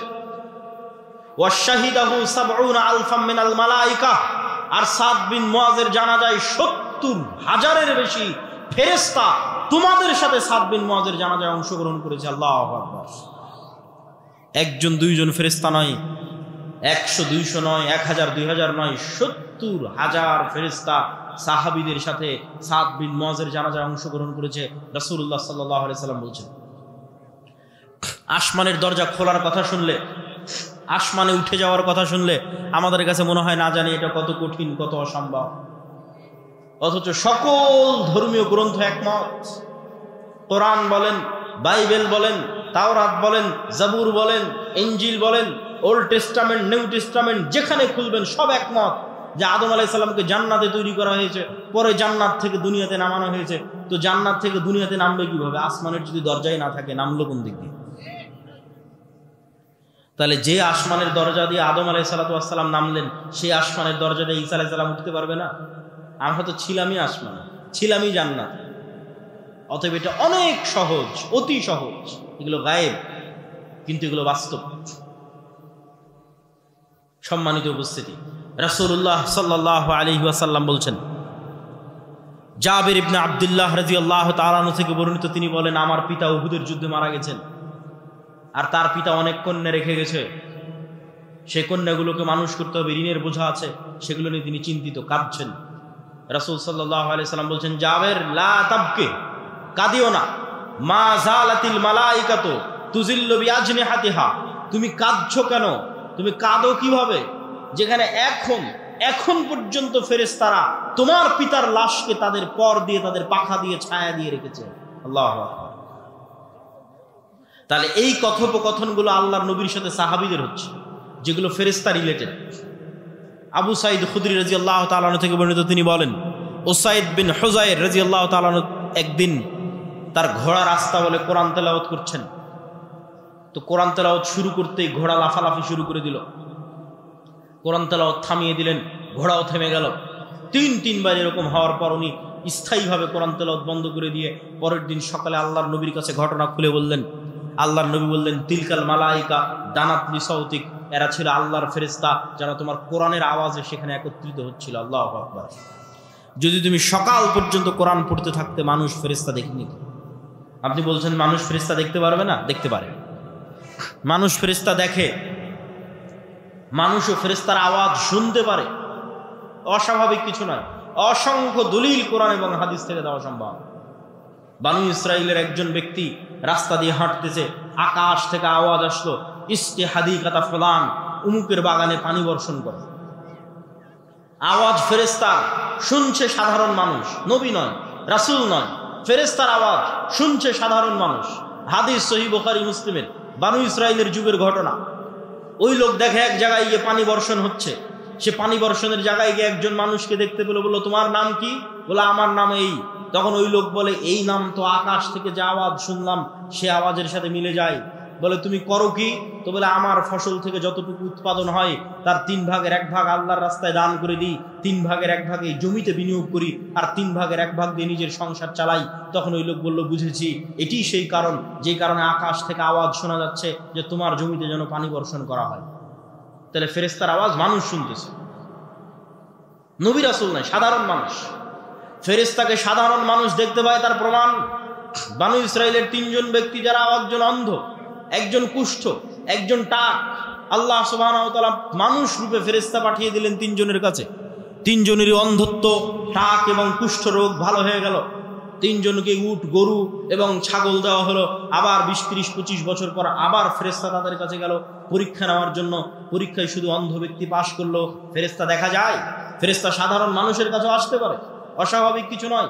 ফেরেশতা অস্তিত্বশীল, সত্য এবং বাস্তব। রাসূলুল্লাহ সাল্লাল্লাহু আলাইহি ওয়াসাল্লাম বলছেন, আব্দুল্লাহ বিন আব্বাস রাদিয়াল্লাহু তাআলা আনহু থেকে বর্ণিত, একজন মুসলিম ব্যক্তি একজন মুশরিককে ধাওয়া করতেছে যুদ্ধের মাঠে। ধাওয়া করতে করতে এক পর্যায়ে গিয়ে দেখে তাকে আঘাত করার আগেই ওই মুশরিক উল্টে পড়ে আছে এবং তার আহত স্থান থেকে, ক্ষত স্থান থেকে রক্ত বের হচ্ছে। তো তাকে তো সে হামলাই করে, হামলা করার আগে পড়লো কিভাবে, রক্ত কেমনে বের হল? সাহাবী রাসূলুল্লাহ সাল্লাল্লাহু আলাইহি ওয়াসাল্লামের কাছে এসে যখন ঘটনা বর্ণনা করছেন, আল্লাহর নবী বলছেন, জালিকা মিন মাদাদিস সামাই সালিসা, এটি ছিল 3য় আসমান থেকে আসা ফেরেশতার আক্রমণ। শুধু কি তাই, রাসূলুল্লাহ সাল্লাল্লাহু আলাইহি ওয়াসাল্লাম বলছেন, সাদ বিন আবি ওয়াক্কাস রাদিয়াল্লাহু তাআলা আনহু থেকে বর্ণিত, রাআইতু ইয়াওমা উহুদিন, সাদ বিন আবি ওয়াক্কাস বলছেন, আমি উহুদের যুদ্ধের দিন দেখছি আমার ডানে আমার বামে, আমার ডানে এবং আমার বামে রাজুলাইনি আলাইহিমা সিয়াবুন বীদুন মা রাআইতুহুমা ক্বাবলু ওয়ালা বা'দ, আমার ডানে এবং বামে 2 জন সাদা পোশাকধারী ব্যক্তি বীর বিক্রমে যুদ্ধ করছে। আশাদ্দাল কিতাল, ভয়ঙ্কর যুদ্ধ করছে। মা রাআইতুহুমা ক্বাবলু ওয়ালা বা'দ, আমার জীবনে তাদেরকে আগেও কোনোদিন দেখিনি, পরেও কোনোদিন দেখিনি। আল্লাহর নবীকে যখন জিজ্ঞেস করা হলো, আল্লাহর নবী বললেন এরা দুইজন ছিল জিবরাইল এবং মিকাইল। আল্লাহু আকবার। জিবরাইল এবং মিকাইল যুদ্ধের মাঠে অবতীর্ণ হয়েছে, সাহাবীদের সাথে যুদ্ধ করতেছে, সাহাবীরা দেখতে পাচ্ছে। হাদিস সহিহ, অসংখ্য হাদিস এবং অসংখ্য কোরআনের আয়াত। সম্মানিত উপস্থিতি, আয়েশা রাদিয়াল্লাহু তাআলা আনহা বলছেন আল্লাহর নবী খন্দকের যুদ্ধ থেকে ফিরে আসলেন। ফিরে এসে ওয়াজা আসসালাহ ওয়াগতাসালা, অস্ত্র রেখে দিলেন, গোসল করলেন। জিবরাইল উপস্থিত। জিবরাইল বলছে আপনি অস্ত্র রেখেছেন, আমরা অস্ত্র রাখিনি। মানে ফেরেশতাদের বাহিনী এখনো অস্ত্র রাখেনি। কেন রাখেনি? তিনটা ইহুদি গোত্র, বানু কুরাইজা, বানু কায়নুকা, বানু নাজির গাদ্দারি করেছে মুহাম্মদ সাল্লাল্লাহু আলাইহি ওয়াসাল্লামের সাথে, এদের শাস্তি দিতে হবে। আল্লাহর নবী সাহাবীদের বললেন ফেরেশতা বাহিনী এখন অস্ত্র রাখেনি, চলো, যুদ্ধ এখনো শেষ হয়নি। আনাস রাদিয়াল্লাহু তাআলা আনহু বলছেন কাআন্নী আনজুরু ইলাল গুবারি সাতিআন ফি যুকাকি বানি গানাম। আল্লাহর নবী যখন আমাদের নিয়ে পুনরায় রওনা দিলেন, আমরা যখন কোনো গাড়ি বহরে যাই তখন সামনে যদি 50-100টা মোটরসাইকেলের শোডাউন থাকে তাহলে ধুলায় যেমন রাস্তা অন্ধকার হয়ে যায়। আনাস রাদিয়াল্লাহু তাআলা আনহু বলছেন সাহাবীদের বাহিনীর আগে জিবরাইলের বাহিনীর ঘোড়ার পদাঘাতে ধুলায় অন্ধকার হয়ে গেছে রাস্তা। আল্লাহু আকবার। তাহলে সাহাবীরা স্বচক্ষে ফেরেশতাদের দেখতেছেন, ফেরেশতাদের সাথে যুদ্ধ করতেছেন। সম্মানিত উপস্থিতি, তাহলে সাহাবীদের ফেরেশতাদের উপর ঈমান কোন লেভেলের ছিল, আমার এবং আপনার ঈমান ফেরেশতাদের উপর কোন লেভেলের? মুখে বলে দিলাম আমানতু বিল্লাহি ওয়া মালাইকাতিহি, আল্লাহর উপর ঈমান আনি, ফেরেশতার উপর ঈমান আনি, ঈমানই নাই। সাহাবীদের ঈমানের সাথে মেপে দেখেন। বক্তব্যের শেষে চলে এসেছি। বক্তব্যের শেষে এতটুকু বলতে চাই, শয়তান মানুষের শত্রু, ফেরেশতা মানুষের বন্ধু। আপনি যাকে যতটুকু অ্যাক্সেস দিবেন, আপনার ওয়াইফাইয়ের অ্যাক্সেস যেভাবে দেন, কিউআর কোড স্ক্যান যেভাবে শেয়ার করেন, যাকে যতটুকু অ্যাক্সেস দিবেন সে আপনার আশেপাশে সেভাবেই থাকবে। রাসূল সাল্লাল্লাহু আলাইহি ওয়াসাল্লামকে জিবরাইল বলতেছে মেসওয়াক করতে করতে মাড়ি ছিলে গেছে, গোস্ত উঠে যাচ্ছে। আল্লাহর নবীর মতো পবিত্র মুখে যদি জিবরাইলের কষ্ট হয়, আর আপনারা যারা এখানে উপস্থিত আছেন, আপনাদের এই গোদাগাড়ি মাটি কাটার মানুষ যারা প্রতিদিন বিড়ি আর সিগারেট টানতেছে, ওর মুখের মধ্যে শয়তান আছে না ফেরেশতা আছে? আল্লাহর নবীর পবিত্র মুখে যদি জিবরাইলের এত কষ্ট হয়, তাহলে বিড়ি আর সিগারেটের গন্ধে ফেরেশতা আসবে? বিড়ি সিগারেটের গন্ধে ফেরেশতা আসবে? অসম্ভব। তাহলে সিদ্ধান্ত আপনার, আপনি কাকে জায়গা দিচ্ছেন। বাড়িতে ঢোকার সময় যদি সালাম দিয়ে প্রবেশ করেন, বিসমিল্লাহ বলে খাবার খান, টয়লেটে প্রবেশ করেন দোয়া করে, বাড়ি থেকে বের হন দোয়া পড়ে, ওযু করেন, 5 ওয়াক্ত সালাত আদায় করেন, তাহলে ওখানে ফেরেশতার রাজত্ব, নূরের রাজত্ব, হৃদয়ে প্রশান্তি, বাড়িতে শান্তি। আর যদি সব সময় পেশাব করে পানি নেওয়ার নাম নাই, অপবিত্র, সারাদিন বিড়ি সিগারেটের দুর্গন্ধ, সালামের নাম নাই, কোরআনের নাম নাই, ওযুর নাম নাই, ফরজ গোসলের নাম নাই, তাহলে শয়তানের গোলাম। তার হৃদয়ে, তার কালবে নূর মারা গেছে, তার বাড়িতে শয়তানের রাজত্ব, বরকতবিহীন বাড়ি। সম্মানিত উপস্থিতি, এভাবেই পৃথিবী চলতেছে, এটি পৃথিবীর রিয়ালিটি। আপনি নিজেও পরীক্ষা করতে পারেন। আপনি একদিন নিয়ত করেন যে আগামীকাল ফজরে উঠব, নিয়ত করবেন। যেভাবে বিমান থাকলে, ঢাকার বিমান থাকলে নিয়ত করেন, এসএসসি এইচএসসি পরীক্ষা থাকলে নিয়ত করেন, ওই লেভেলের নিয়ত করেন। নিয়ত করার পর আপনাকে মোবাইলের অ্যালার্মও দেওয়া লাগবে না, মানুষকে বলাও লাগবে না যে আমাকে ফজরে উঠিয়ে দিও। কেননা রাসূল সাল্লাল্লাহু আলাইহি ওয়াসাল্লাম বলছেন, কেউ যদি আয়াতুল কুরসি পড়ে পবিত্র অবস্থায় ঘুমানোর সুন্নাত অনুযায়ী ঘুমায়, তাহলে ফজর পর্যন্ত আল্লাহর পক্ষ থেকে একজন ফেরেশতা তার মাথার কাছে দায়িত্ব পালন করে। আল্লাহু আকবার। তাহলে ফজরে উঠাতে আপনাকে অ্যালার্মও লাগবে না, ফজরে উঠাতে মানুষও লাগবে না, কেন আপনার মাথার কাছে ফেরেশতা দায়িত্বরত আছে। আমি বলিনি, রাসূল সাল্লাল্লাহু আলাইহি ওয়াসাল্লাম বলছেন, বাস্তবে আপনি পরীক্ষা করে দেখতে পারেন। সম্মানিত উপস্থিতি, বক্তব্যের শেষে চলে এসেছি। আজকের বক্তব্যের সারমর্ম কি? আমাদের একটা প্রজন্ম দরকার, যে প্রজন্ম ঈমান বিল গায়বের উপর ইয়াকিন রাখবে, তাহলে ওদের কোনোদিন কম্প্রোমাইজ করা লাগবে না। সাহাবীরা যখন যুদ্ধের মাঠে গেছে, স্বচক্ষে ফেরেশতার সাহায্য দেখে কেউ যদি যুদ্ধ করতে যায় তাহলে দুনিয়াবী শক্তির উপর জীবনে ভরসা করবে না। ও তো স্বচক্ষে ফেরেশতার সহযোগিতা দেখেছে, আল্লাহর পক্ষ থেকে পাঠানো ফেরেশতা। সম্মানিত উপস্থিতি, তাহলে ঈমান বিল গায়বে ইয়াকিন লাগবে, আর নেতৃত্বের তৈরি হওয়া লাগবে, একটা প্রজন্ম লাগবে, যে প্রজন্ম ন্যায়পরায়ণতা, সত্যবাদিতা, আমানতদারিতার উপর বড় হবে, যেই প্রজন্মের ঈমান বিল গায়বে ইয়াকিন থাকবে, যেই প্রজন্ম আল্লাহর নবী এবং আল্লাহর দিনে চুল পরিমাণ কম্প্রোমাইজ করবে না। পাশের দাদাবাবুরা তাদের ওই গোমূত্র পানকে, তাদের ওই গোবরপূর্ণ দিন এবং ধর্মকে, ভ্রান্ত দিনকে, যেই দেশ তৈরি হয়েছিল সেকুলারিজমের উপর, ধর্মনিরপেক্ষ মতবাদের উপর, সেই রাষ্ট্রে তারা কট্টর হিন্দুত্ববাদ প্রতিষ্ঠা করেছে। আর যেই বাংলাদেশ 47-এ ইসলামের উপর প্রতিষ্ঠিত হয়েছে, সেই বাংলাদেশের সব রাজনৈতিক দল, সেই বাংলাদেশের সব মুসলমানেরা বলে না, আমরা অনেক বড় সেকুলার, আমরা অনেক বড় ধর্মনিরপেক্ষ মতবাদে বিশ্বাসী, আমরা কেউ মৌলবাদী নই। এই ভয়টা কোথায় থেকে তৈরি হয়? নিজের দিনের উপর এই কঠোরতা আসে না কেন? ইবনে খালদুন বলেছেন, রাষ্ট্র আসাবিয়া ছাড়া তৈরি হওয়া সম্ভব নয়। দিনের উপর যে যত কট্টর, যেই দিন বাংলাদেশের মুসলমানেরা তাদের দিনের উপর কট্টর হয়ে যাবে, ওই দিন বাংলাদেশ স্বাধীন হয়ে যাবে। এটা হলো স্বাধীনতার একমাত্র মূলনীতি, আসাবিয়া, নিজের দিনের উপর কঠোর হওয়া, শেষ, স্বাধীন। আর যতদিন কম্প্রোমাইজ করে বলবে যে না আমি সেকুলার, আমি ধর্মনিরপেক্ষ, আমি অমুক, ছাড় দিবে, তাদের ঈমান এখনো ঠিক হয়নি, ঈমান বিল গায়বে এখনো বিশ্বাস নেই, ঈমান বিল গায়বে বিশ্বাস তৈরি হয়। তাহলে ঈমান বিল গায়বে বিশ্বাসওয়ালা, ইয়াকিনের লেভেলে বিশ্বাসওয়ালা, সৎ এবং ন্যায়পরায়ণ একদল প্রজন্ম লাগবে, যারা আমল সালেহের মাধ্যমে আসমান থেকে গায়বী মদদ কেটে নিয়ে আসতে পারে। সালাত সেই আমল সালেহ যা আসমান থেকে গায়বী মদদ কেটে নিয়ে আসে। রাতের সালাত সেই আমল সালেহ যা আসমান থেকে গায়বী মদদ কেটে নিয়ে আসে। জিকির সেই আমল সালেহ যা আসমান থেকে গায়বী মদদ কেটে নিয়ে আসে। এই জন্য যুদ্ধের মাঠেও সালাত আদায় করতে হয়। কেননা দুনিয়াবী শক্তি দিয়ে মুসলমানদের বিজয় সম্ভব নয়। দুনিয়াবী শক্তি দিয়ে মুসা আলাইহিস সালামের বিজয় হয়নি। দুনিয়াবী শক্তি দিয়ে অতীতেও কোনোদিন মুসলমানদের বিজয় হয়নি। মুসলমানদের লাগবে ঈমান বিল গায়বি ইয়াকিন, লাগবে সত্যবাদী আমানতদার একদল প্রজন্ম, যারা আমল সালেহ দিয়ে আসমান থেকে গায়বী মদদকে টেনে নিয়ে আসতে পারবে। তাদের হাতে ইসলামের বিজয় সূচিত হবে। আল্লাহ সুবহানাহু ওয়া তাআলা কবুল করুক। বক্তব্যের শেষে চলে এসেছি।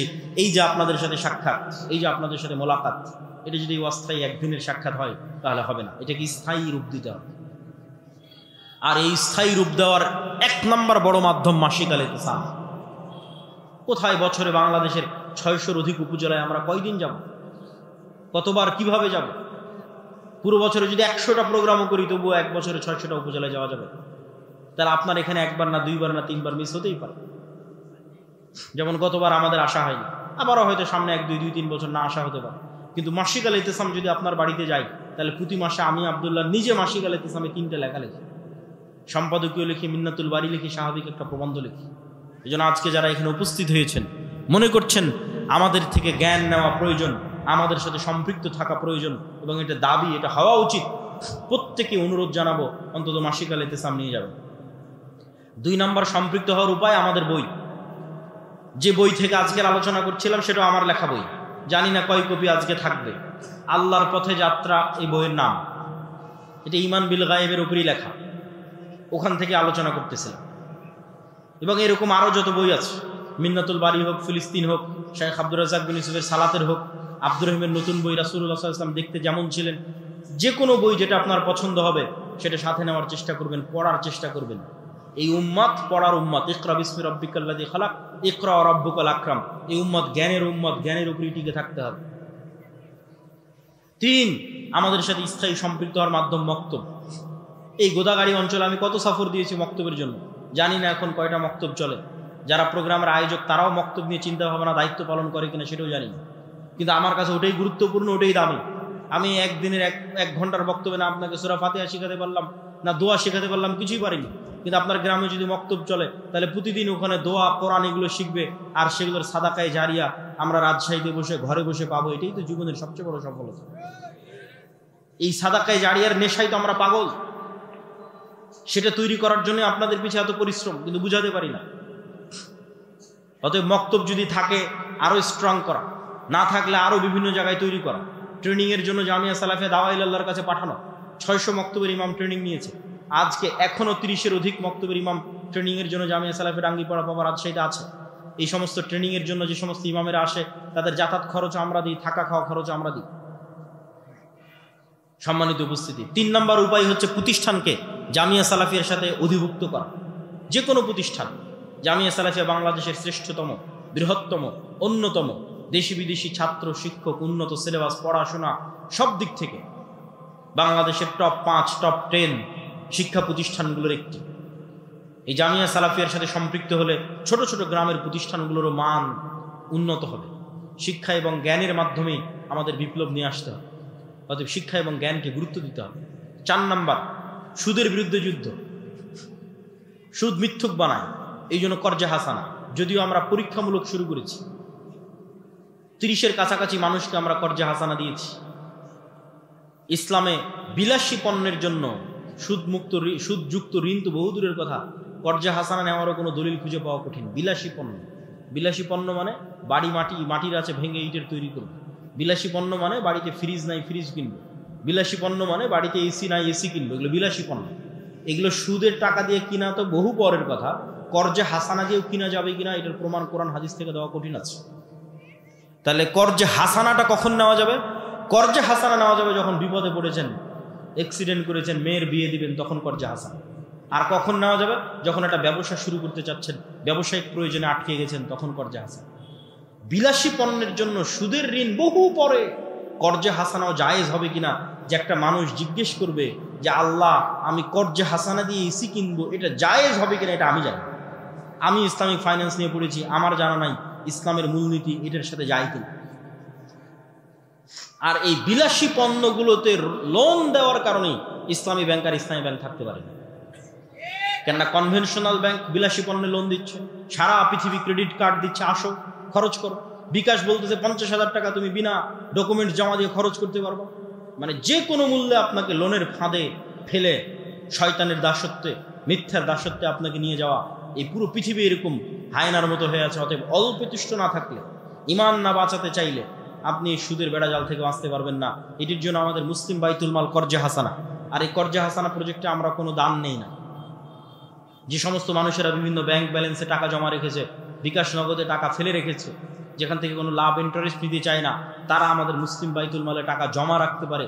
সেটারই অল্প কিছু পরিমাণ আমরা কর্জে হাসানা দিয়ে আবারও যখন তাদের ফেরতের দরকার তখন আমরা আবার ফেরত দিয়ে দিই। আলহামদুলিল্লাহ অনেক মানুষ মুসলিম বাইতুল মালে তাদের টাকা জমা রেখেছে, যখন প্রয়োজন হচ্ছে তখন উঠিয়ে নিচ্ছে। আমরা চাচ্ছি যে কর্জে হাসানার কালচারটা তৈরি হোক, কর্জে হাসানার এই বিশ্বস্ততায় আস্থায় দেওয়া এবং নেওয়ার কালচারটা তৈরি হোক। তাহলে সমাজ থেকে সুদকে দূর করা যাবে। আল্লাহ সুবহানাহু ওয়া তাআলা আমাদের উপস্থিত জনগণ যারা আজকে এখানে উপস্থিত হয়েছেন সকলকে আজকের এই বক্তব্য থেকে জ্ঞান অর্জন করার এবং শিক্ষা নেওয়ার, ফেরেশতার সাথে বন্ধুত্ব, শয়তান থেকে শয়তানের সাথে শত্রুতা, এই মূলনীতিতে যতদিন চলবেন জীবনে সফল হবেন। এই মূলনীতিতে চলার আল্লাহ সুবহানাহু ওয়া তাআলা আমাদের তৌফিক দান করুক। ওয়া আখিরু দাওয়ানা আনিল হামদুলিল্লাহি রাব্বিল আলামিন। আসসালামু আলাইকুম ওয়া রাহমাতুল্লাহি ওয়া বারাকাতুহু।